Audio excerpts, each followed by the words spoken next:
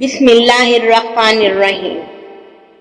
لقمان حکیم نے اپنے بیٹے سے کہا، اے میرے بیٹے، میں نے لوہا اور پتھر سب اٹھائے ہیں، لیکن قرض سے زیادہ بوجھل کوئی چیز نہیں اٹھائی۔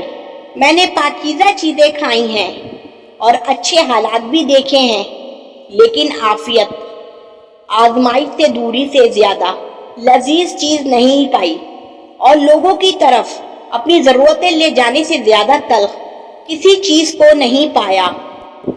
اے بیٹے، جو کہتا ہے وہ جھوٹ بولتا ہے کہ برائی برائی کو ختم کرتی ہے۔ اگر وہ اپنے اس قول میں سچا ہے تو وہ دو مقامات پر آگ جلا کر دیکھے کہ آیا ایک جگہ دوسری جگہ کی آگ کو بجھانے میں کس قدر مدد کرتی ہے۔ حقیقت تو یہ ہے کہ خیر اور بھلائی برائی کو ختم کر سکتی ہے، بالکل اسی طرح جس طرح پانی سے آگ بجھ جاتی ہے۔ اے بیٹے، اگر کسی کو دوست بنانا چاہتا ہے تو دوست بنانے سے قبل اسے غصہ دلا، اور اگر وہ غصے میں اعتدال کا رویہ اختیار کرے تو پھر اسے دوست بنا، ورنہ دوستی سے گریز کر۔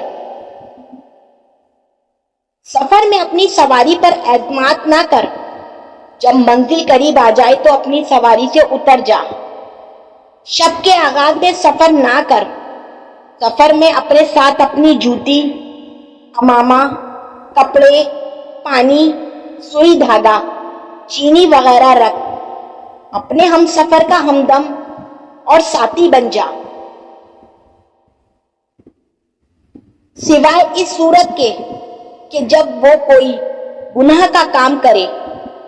حضرت حکیم لقمان نے اپنے بیٹے سے فرمایا، حاسد کی 3 علامتیں ہیں۔ 1، پیٹھ پیچھے لوگوں کی برائی کرتا ہے۔